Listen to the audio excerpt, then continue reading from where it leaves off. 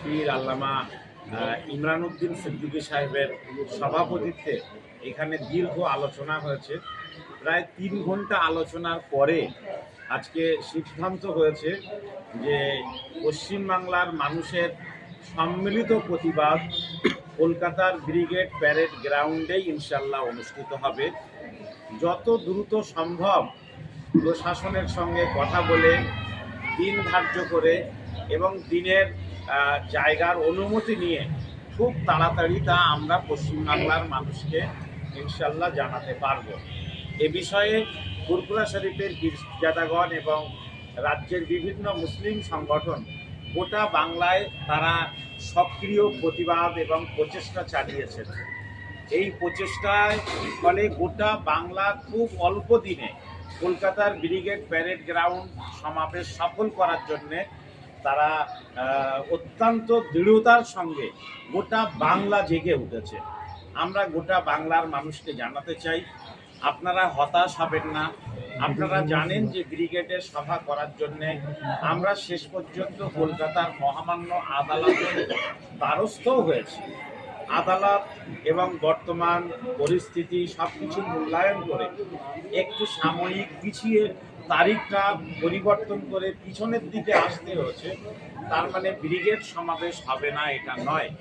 আমরা বাংলার সমস্ত সংগঠক ভাইদেরকে অনুরোধ করেছিলাম যে আপনারা যারা যারা কলকাতার ব্রিগেড সমাবেশে আসার জন্য গাড়ি ভাড়া করেছিলেন, আপনারা গাড়িগুলো শুধুমাত্র ওই দিন আসতে হবে না, তাদের যে টাকা দেওয়া আছে সেটা আপনারা ফেরত নেবেন না, ব্রিগেড সমাবেশেই আর আসবেন।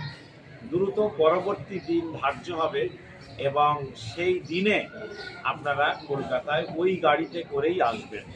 আজকের যেটা আলোচনা হয়েছে যে অল ইন্ডিয়া মুসলিম পার্সোনাল ল বোর্ডের ব্যানারেই ইনশাল্লাহ ব্রিগেড সমাবেশ হবে। বাংলার সমস্ত মানুষকে নেওয়ার জন্য, সমস্ত সংগঠনকে নেওয়ার জন্য ফুরফুরা শরীফের দায়িত্বশীল পীর সাহেবগণ, পীরজাদাগণ তারা অত্যন্ত উদারতার সঙ্গে চাইছেন যে না, এই বৃহত্তর স্বার্থে আমরা সব ঐক্যবদ্ধভাবেই প্রচেষ্টা চালাবো। আমি অল ইন্ডিয়া মুসলিম পার্সোনাল ল বোর্ডের একজন নগণ্য সদস্য হিসাবে আমি এসে আবেদন রেখেছি। যতবার ততবারই আমার কথায় তারা সাড়া দিয়েছেন।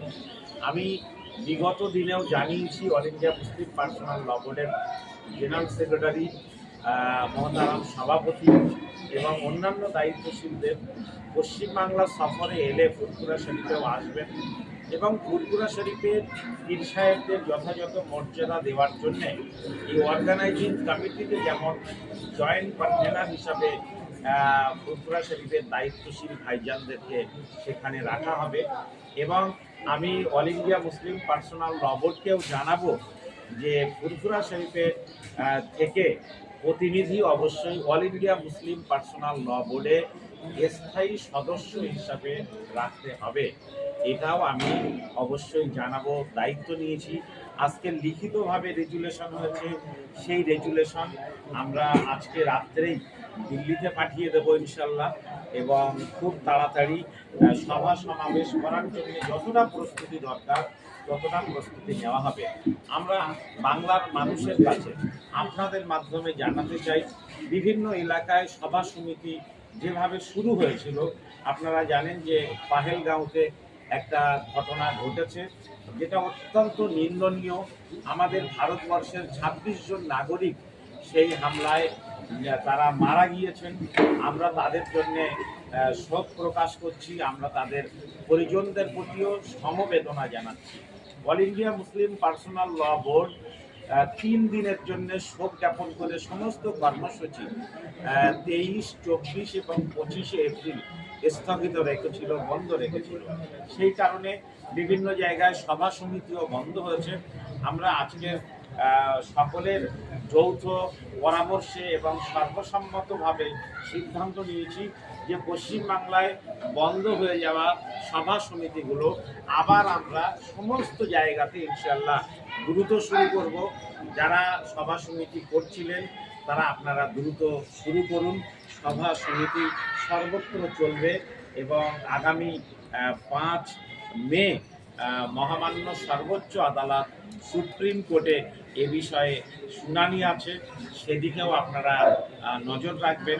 অল ইন্ডিয়া মুসলিম পার্সোনাল ল বোর্ড যেমন এই মামলায় অংশ নিয়েছে, ফুরফুরা শরীফের পীর সাহেবরাও অংশ নিয়েছেন, বিভিন্ন অন্যান্য মুসলিম সংগঠনও তারা আপিল করেছেন মহামান্য সর্বোচ্চ আদালতে। আমরা আশা করি এই দুঃসময়ে আমাদের যৌথ প্রচেষ্টার মধ্য দিয়ে আমরা এই কালো দিন, এই অন্ধকার সময় আমরা কাটাতে পারবো। আবার নতুন করে বাংলায় এবং ভারতবর্ষে সম্প্রীতি আর সৌহার্দ্যের বাতাবরণ আলো আমরা ফোটাতে পারবো। এবং আমরা আশা করছি যে এই আন্দোলন আমরা ইনশাল্লাহ কামিয়াব হব। আজকের আমাদের যিনি এই দীর্ঘ 3 ঘন্টার সভায় সভাপতিত্ব করলেন আমাদের ভাইজান হুজুর কেবলা, আমি তাকে কিছু বলার জন্য আপনাদের সামনে অনুরোধ করছি। উনি খুব সংক্ষেপে দিয়ে একটা কথা, দুয়া ভালোবাসামূলক পরামর্শমূলক